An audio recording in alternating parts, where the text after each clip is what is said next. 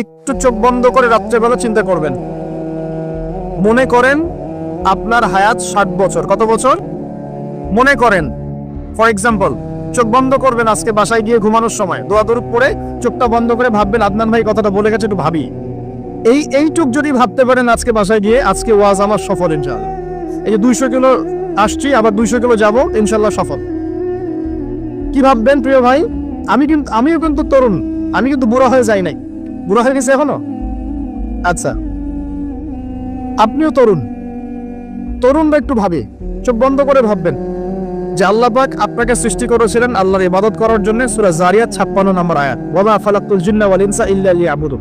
1 2 আল্লাহ পাক আপনাকে সৃষ্টি করেছিলেন যাতে করে আল্লাহর দ্বীনটাকে আপনি আল্লাহর জমিনে প্রচার করেন, প্রসার করেন, প্রতিষ্ঠা লাভ করেন। এই দুইটা আপনার কাজ ছিল। এখন আপনার বয়স হয়ে গেছে 30 বা 25, ধরে নেন যে আপনার হায়াত 60 বছর। তার মানে আপনার জীবনে বাকি আছে এখন 30 বছর।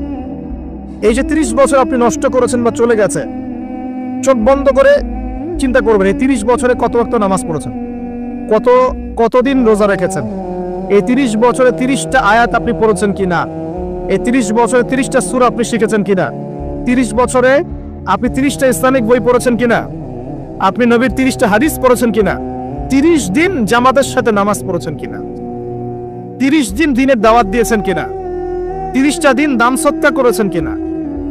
আমি খুব বেসিক কথা বলছি, আমি বলিনি আপনি 30 দিন